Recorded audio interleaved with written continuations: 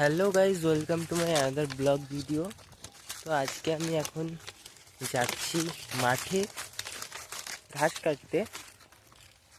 তো হাতে আছে ছুটা আর কাঁচি, যেহেতু ঘাস কাটবো তাই নিয়ে যাচ্ছি। খুব রোদ আজকে, দুপুরে ভালোই রোদ হচ্ছে আর চারিদিকে ফুরফুর করে হাওয়াও দিচ্ছে।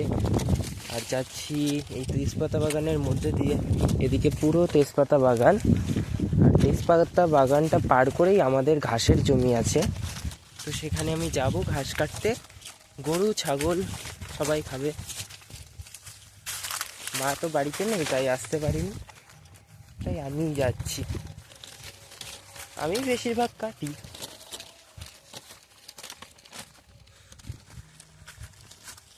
তো তোমরা এই দুপুরে কি করো অবশ্যই কমেন্টে জানিও।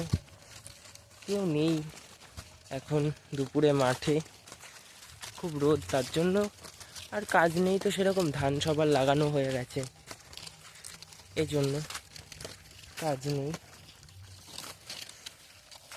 তো প্রায় চলেই এসছি মাঠটাতে। আর ওখানে দেখো কত পাখি বসে আছে তারের উপর, জানি এগুলো হলো পায়রা। তো ফাইনালি আমি আমার ঘাসের জমিতে পৌঁছে গেছি।